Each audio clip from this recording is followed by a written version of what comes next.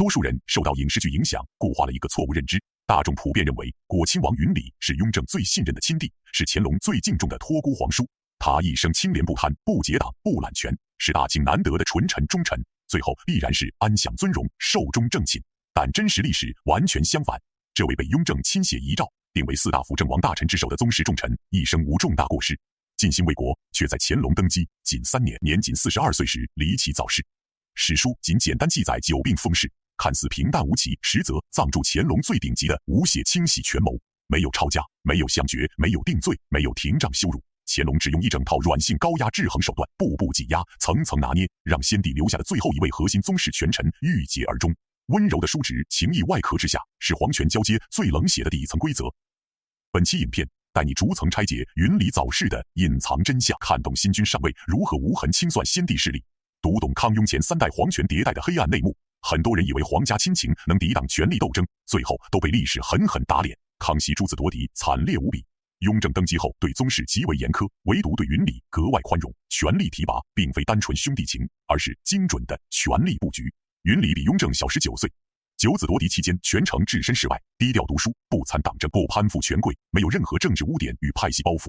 他生母出身低微，无外戚势力撑腰，后世子嗣屡次早夭，家族势力单薄，终其一生无法形成威胁皇权的势力集团。这种无威胁、有能力、够忠心的属性，让他成为雍正最放心培养的宗室重臣。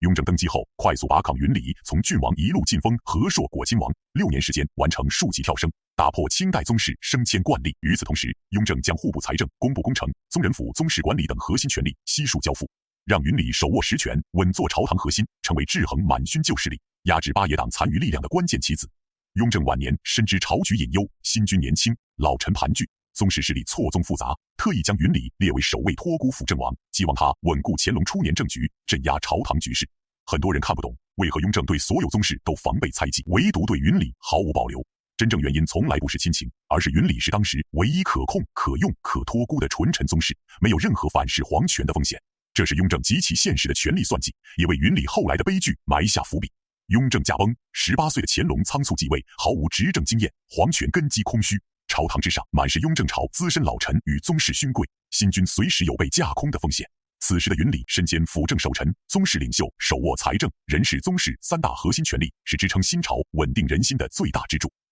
乾隆初期对这位皇叔极尽礼遇，态度谦卑，事事请教，甚至专门下旨赐予云里入朝免贵、奏事直呼其名的顶级殊荣。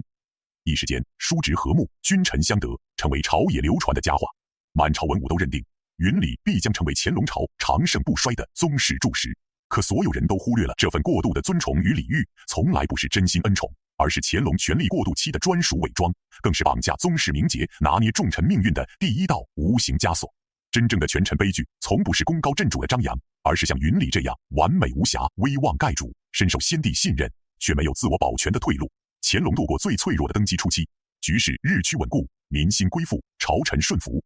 这位护航新君的皇叔立刻从靠山变成最大障碍。云里手握先帝遗诏加持，身为辅政首臣，满朝文武无人不服，且一生清廉自持，行事谨慎，没有任何贪渎结党的把柄可供清算，正面扳倒师出无名，公开治罪会落得忤逆先帝、薄情寡义的骂名，损害自身人君形象。捉是乾隆启用了最阴柔、最高明的帝王手段，软刀割肉，缓步挤压，不断削弱权力，打压威严，摧毁心智。乾隆2年开始，朝堂风向悄然逆转，针对云里的无形打压全面展开。乾隆首先启动权力拆分，逐步剥离云里户部、工部的核心实权，将国家财政、工程大权转移给自己前邸亲信，只给云里保留亲王头衔与辅政虚名。昔日手握重权的托孤大臣，瞬间变成有名无实的朝堂摆设。不仅如此，乾隆刻意放大细节过错，频繁在百官上朝的公开场合借吏治疏漏，政务小事当众苛责，严厉训斥。过去满朝敬重的宗室首领，反复在朝堂之上颜面扫地，尊严尽失，长期积累的权威与威望被彻底打碎。很多人无法理解，区区几次公开训斥，为何能压垮一位权倾朝野的亲王？普通官员或许不在乎细节羞辱，但云里一生洁身自好，极重名节，从入朝为臣开始便备受帝王信任，朝野敬重，从未经历如此落差。乾隆拿捏的从不是他的官职与性命，而是他最看重的名誉与尊严。更冷酷的是，乾隆全程维持表面温情，依旧给予后路，时常遣人慰问，赐御医药物，营造出叔侄情深、君体臣下的假象。这套伪装让云里彻底陷入困境，心中有欲屈不敢言，有委屈不敢诉，有怨气不能发，一旦流露半分不满，就是辜负先帝托孤，不敬当今圣上，瞬间坐实不忠不义的罪名。这种有苦难言、无处释怀的精神桎梏，远比抄家杀头更为煎熬。长期的权力架空、公开羞辱、精神内耗，再加上早年丧子丧女的亲情遗憾，常年高负荷办公的身体亏损，多重压力叠加，让云里身体状况急速崩塌。乾隆2年，云里重病缠身，卧床难起，彻底退出朝堂核心事务。乾隆表面关怀备至，派遣亲王探视，频繁赐药，营造人君善待皇叔的完美人设，私底下依旧没有放松打压，依旧维持高压朝堂氛围，不给他任何喘息复原的空间。乾隆3年2月初2，42岁的果亲王云礼在长期的精神折磨与病痛缠身中离奇赠世。消息传入皇宫，乾隆立刻下旨罢朝，亲赴王府吊唁，当场落泪，随后亲自撰写碑文，赐予果毅美士，还破格让皇长子为其穿孝守灵，全套超高规格丧葬礼数，铺天盖地的恩宠表象，让满朝文武无不感动，人人称赞乾隆重情重义，善待宗室，不忘先帝遗臣。表面看，这是一场完美的君臣收官、叔侄佳话，可翻开权力逻辑，这正是乾隆最成功、最阴险的一次宗室清洗。为何后世历史学家一致认定云里之死是乾隆刻意为之？关键从不在表面生死，而在事后的权力清零布局。云里死后，乾隆利用超高规格哀荣收买朝野人心，彻底洗白自己的打压痕迹，保住自身人君声名。与此同时，他抓住云里子嗣早夭、无人继承爵位的漏洞，将自己的幼弟弘妃过继给云里一脉，名义上是延续香火、保全宗族、善待功臣后人，实则是彻底替换脉络，抹除云里原本的宗室势力痕迹，让雍正刻意培养的这支核心宗室力量彻底断根，再无传承。生前无形挤压逼死重臣，死后高位捧杀，彻底清盘，全程不沾血，不落恶名。这就是乾隆最恐怖的帝王心术。对比两代帝王的治国逻辑，差异极其明显。